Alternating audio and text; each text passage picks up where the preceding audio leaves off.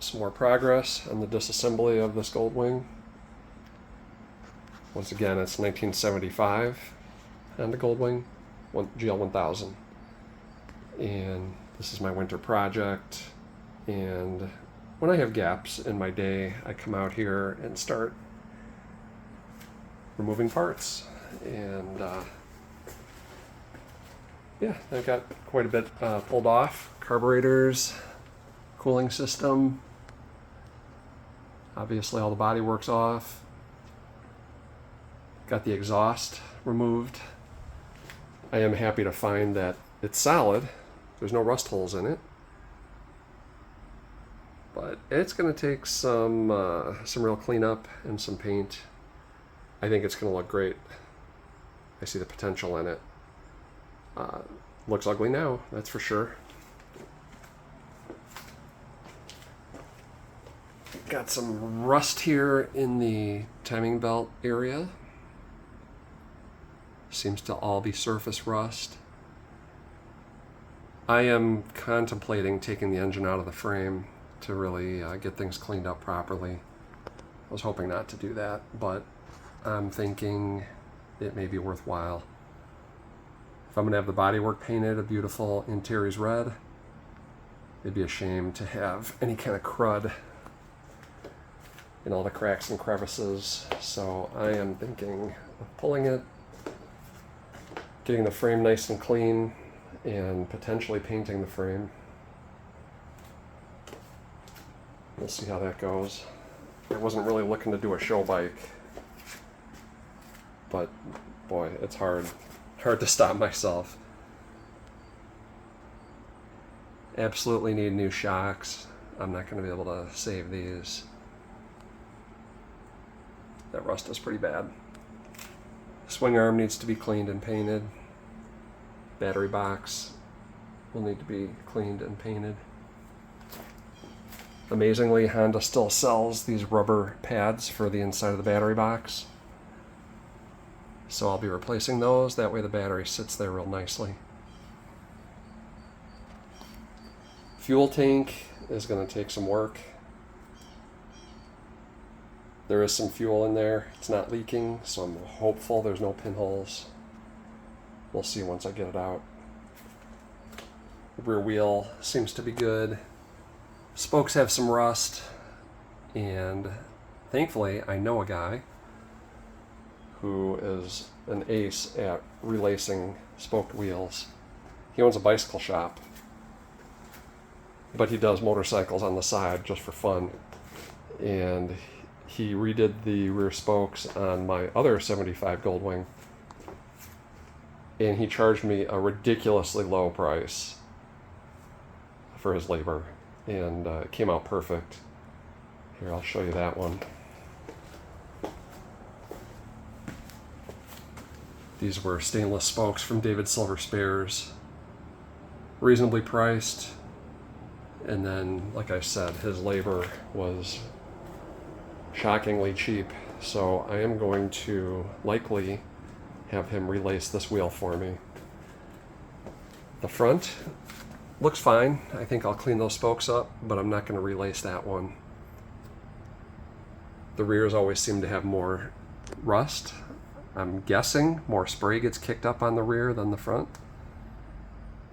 If there's some other reason, let me know. But my assumption is when it's ridden on roads with any moisture, that moisture is getting kicked up on the rear spokes more so than the front.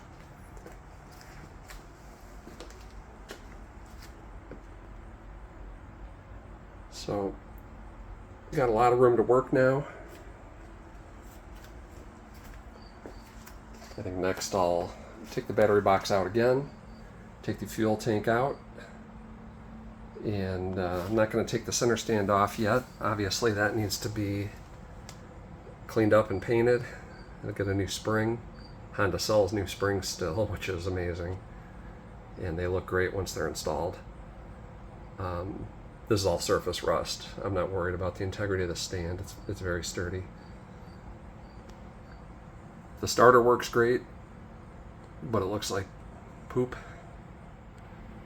So I'm going to decide if I'll try try to restore that or bite the bullet and buy a new starter. Turn the engine over real nicely, and I assume there are points under that cover. The fabric cover for the wires looks original to me,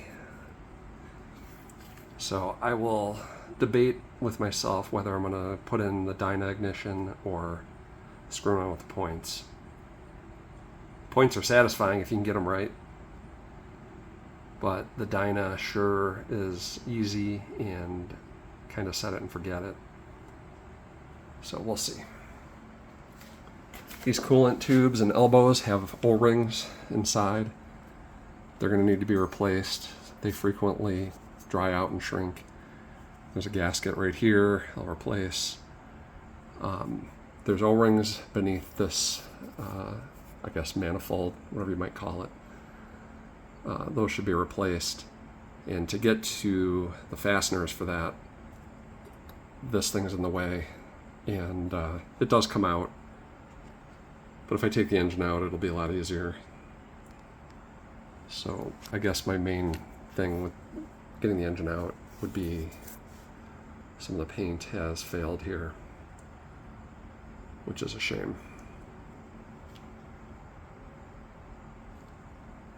So if I go through all that effort to pull the engine, I don't know, I suppose I should clean it and paint it.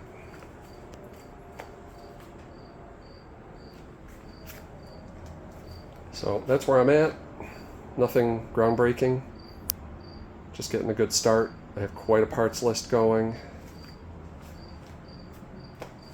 I have some good suppliers for new parts, and I have a very good supplier for good used parts, along with some hard to find new parts.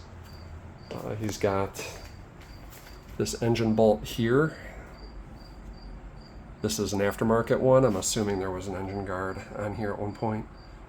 And my contact has a factory replacement one. So I'll be able to put that back to the way Honda designed it. And thankfully, he has the foam gauge cushions that go here. I was not aware that that was even a thing until I restored my other 75. And these cushions, you can sort of see the one here, they get really brittle, really hard. And this one, it's here, but it's kind of shrunken inside. So my contact has replacement cushions, which is going to be awesome. I will be either restoring the gauges myself or sending them out. I haven't decided yet. They're looking a little rough, especially the tack. They all do that, I know. I just don't know that I want to look at that. But that could be done later. That's cosmetic. So there we go. Kind of ugly, but I know it's got potential. The candy blue green always photographs as blue. Trust me, there's a green tint to it. And with the naked eye, you really see it. And of course, my sulfur yellow, which I think is maybe one of the prettiest bikes ever made. Just love this color. So I will update you once I make some more progress.